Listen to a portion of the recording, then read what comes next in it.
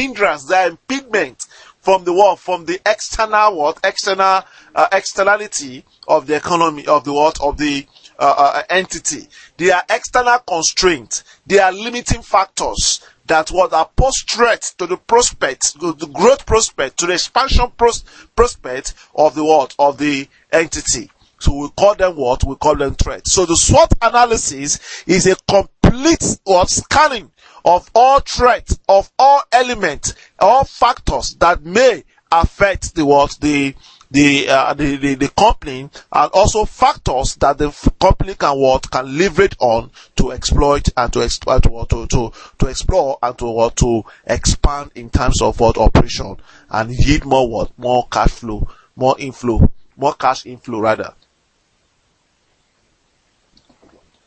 So strength and weakness are concerned with the internal capability and core competency of an entity, whereas threats and opportunities are concerned with factors and development in the environment. In order to prepare a SWOT analysis, it is necessary to analyze what our strengths.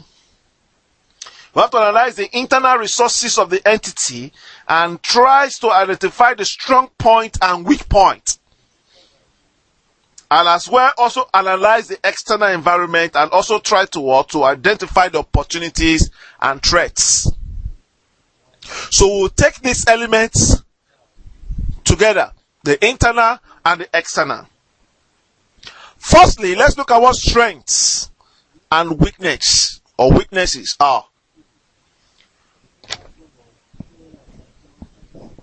Strengths and weaknesses relate to factors within the entity, as I've stated earlier on, such as strength and weaknesses, such as the strength and weaknesses of its process, these processes and system, its resources, its management, and its track record of success or failure in the past.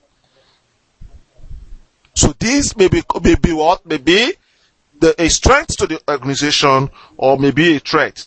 For instance, senior management in a company might have their own opinion of the strengths and weaknesses of the company, but a management information system should be able to provide measured and reliable information about the strengths and weaknesses of the entity. For instance, let's look at those things that could stand in as strength, or at the same time standing as weaknesses. For instance, the company's products and brand may be a strength, and at the same time may be a weakness. So the strength of the brand name, the quality of the product or service in question, the portfolio of the product assessed in terms of in terms of a stage in the life cycle, or a Boston Consulting Group portfolio analysis, profitable and return on capital, or contribution to cash flow. Then the next is another thing that we can use to measure the strength and weakness of an entity. Another yardstick or another pointer is the ability to research and development. Ability to research and development. Ability to research and development. So, number of innovation, success rate for new innovations, speed of innovation. Yes, speed of innovation is very, very important. First to hit it in the market is very, very important. Speed in responding to new products of competitors, as well as the cost of research, could be a strength, or at the same time could be a weakness to an entity. Another yardstick we need to use, or another pointer in checking the strengths and weaknesses of a company is is the marketing. The marketing. Ability of the sales force, success in the past and selling products, efficiency of channels of distribution, Because if you have the right product and the product is not right there in the right time, the product is more or less a useless product. In the past, they says production is completed when goods are when goods and services gets to the hands of the final consumer.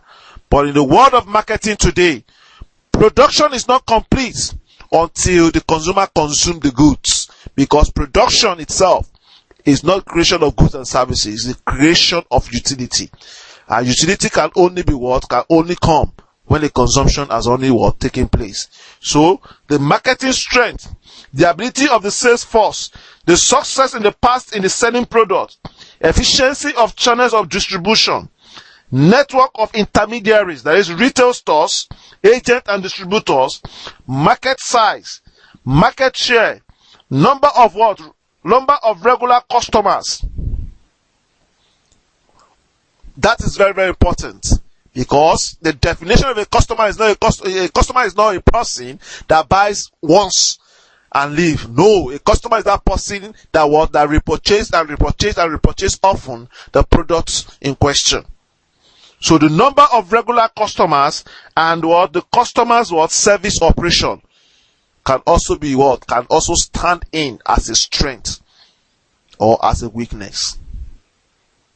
One of the factors that is contributing to the massive growth of the GT Bank is so far so good is their customer service.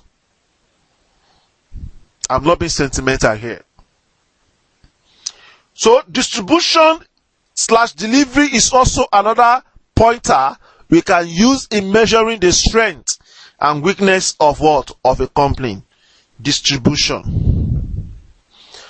How often, how quickly does a company in question reply to customers order? So the location of the distribution center, the cost of distribution, fleet of delivery vehicle are a good example or a good yardstick of looking at the strength and weakness of a company. Another pointer is finance. Availability of long-term capital, availability of short-term fund, profitability, operational cash flow, return on investment, credit control, collection of receivables, and bad debts are also a good yardstick of measuring the strength and weaknesses of a company. Another pointer is the asset. The assets, type and value of assets, quality of assets, production capacity, location of the asset is also another pointer. And you can bet me to it that in terms of structuring, GT Bank has it. Okay. Also, another point to use in measure, another pointer in measuring the strength and the strength and ability, the strength and the weakness of an entity is also the level of the level of employees. The level of employees and management. After all, even when people want to purchase the shares of a company, one of the qualitative factors they consider is who are those that made up the board of directors. So the employee and your management. So skill and experience, training, loyalty, motivation, and industrial relation are those key under employee that people want to consider to look at your strength and your weakness. Then we can also use suppliers of inventories, suppliers and inventory. Also, we can also use what we call the organization. Organization and management. Organization and management. Organization and management can also be used. Okay, so that is for what? That is for strength. Now let's consider the threats. Threat and opportunity. Threat and opportunity. An information system should provide information to management about the threat and opportunities in the environment. The source of this information are outside the entity itself. They are not within the entity. They are outside the entity itself. There might be a wide range of information sources, such as official publication, newspapers, reports, government statistics, physical observation of competitors and customers, and discussion with suppliers. The nature of threat and opportunity in the environment can be classified into several broad groups, but one method of classification that is common is what we call Psaf. You must have heard of Psaf.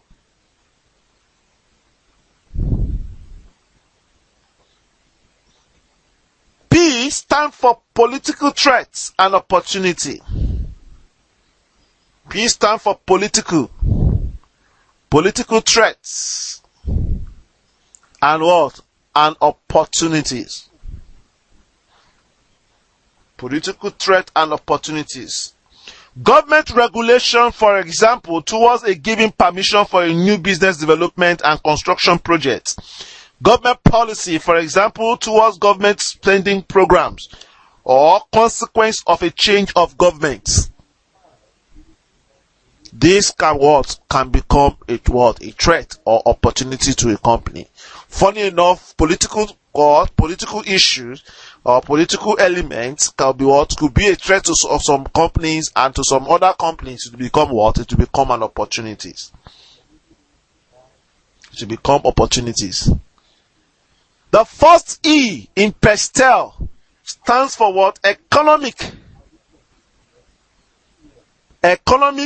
threat. Economic threats and opportunity. Economic threat and opportunities.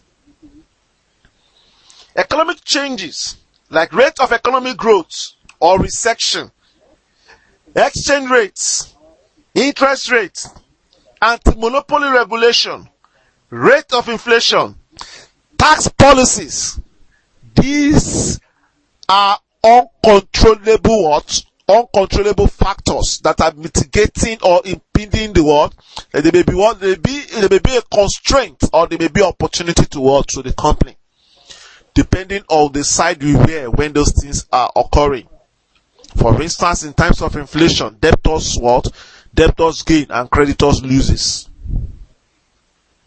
So it depends on the side we are when these things are occurring. Psaf, we are still discussing. S stands for what? Stands for social threat. S stands for social threats. And and opportunities. It could be a threat. It could be an opportunity. So social changes, like for social change, for example, changes in the age distribution of the population.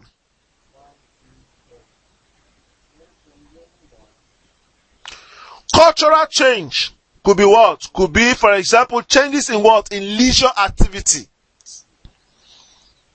or movement in the population. Could stand as an advantage or as a disadvantage to the business. When it's standing as an advantage, it's a threat. When it's standing as a disadvantage, it's a threat. But when it is standing as an advantage to the business, is an opportunity. Another factor is technology. The T stands for what? Stands for technology, or what we call technological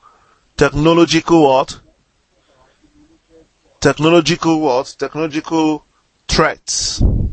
Technological threats and and opportunities. Technological threats and opportunities. A change in any technological or scientific development may be an advantage to the what? To the business, or a disadvantage to the business. Yes. So it depends on the side the business is. Any technological change or any scientific development, it may result to what? To a positive. It may result to a positive influence that will become opportunities. It may result to a negative influence on the organization that becomes a threat to the organization. The next E stand for what? E stand for environment what? Environmental what? Environmental threats and opportunities. Environmental threat and what? Opportunities. So costs and availability of what? Of form of energy, pollution, preservation of the environment, sustainable business. So this may become threat or an opportunity depending on which side the economy, which side the business is standing when these things are occurring. Then the next is what we call, which is L, legal. The legal threat. The legal threat. Legal threats and what? Opportunities. Emergence of new what? New laws, new legislation, new decrees, decision by a court of law.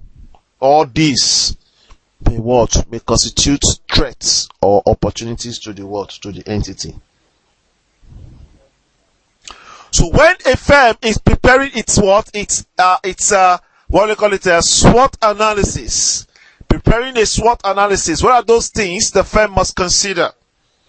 A SWOT analysis might be presented as 4 lists in a what? In a form of what? In the form of chart.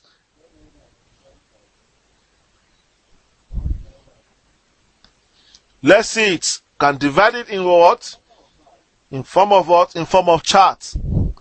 Let's start with what? With strengths. What are those things that could stand as what? As strengths. 1. Extensive research. Extensive research knowledge.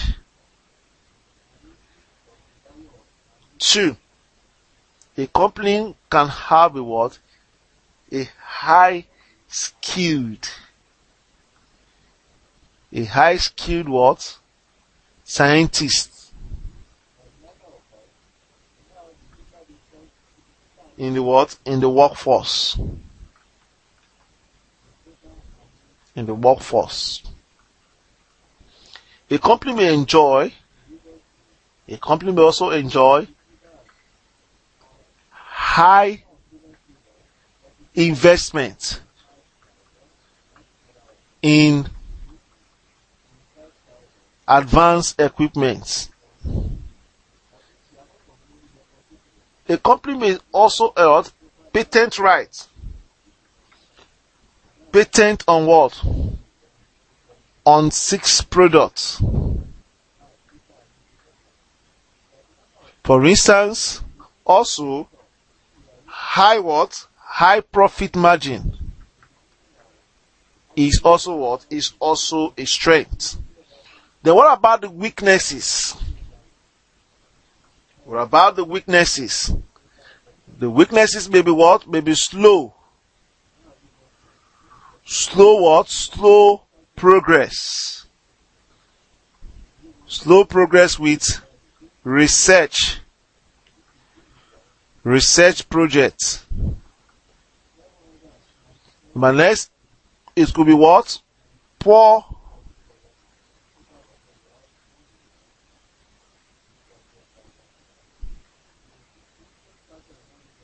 we can have poor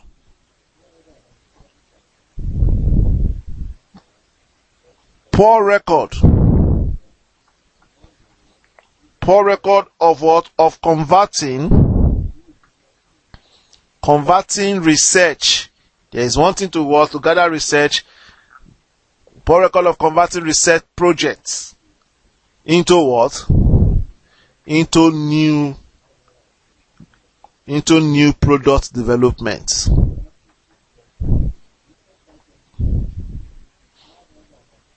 Then we may also have what? Recent increase in labor turnover. So these are threats to the what? To the organization in question. So these are weakness rather. So let's look at the external factors which can turn to what? Opportunities. Opportunities, or they could turn to what? They could turn to threats. For opportunities, we may have what? We may have strong growth. Strong growth in total market demand. That is, there is an increase in the aggregate demand. So we may also have what? New scientific discoveries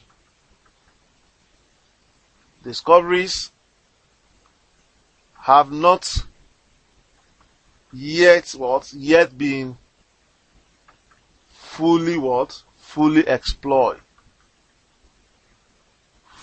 exploited. Then threats from external factors may be what? Maybe recent merger. This is outside the control. I've told you external factors are outside the control of the organization. So we have recent merger of two major competitors.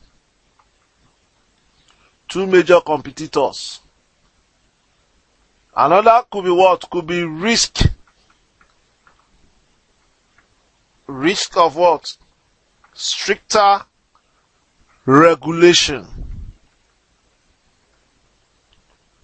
of new products. For instance, here, when the Lagos State government said there is no street selling, so it's a threat to what? It was a threat to product like gala and what they call it, all those canned juice and plastic bottle drinks. They were a threat. Or when the Lagos State government said when Lagos State banned the use of a motorcycle on the express road, it's a threat. So those are uncontrollable. So in order to prepare a SWOT analysis, it is necessary to what? To analyze the internal resources of the entity and try to also what? Identify strong point and weak point. Analyzing the external environment and try to what? Identify the opportunities and what? And threats. So strategic management accounting and SWOT analysis, the management accounting system should be what? Should be able to support the SWOT analysis by management. So by providing relevant information, much of this information can be what? Can be quantified. Much of this information can be quantified. So in the example above, for instance, the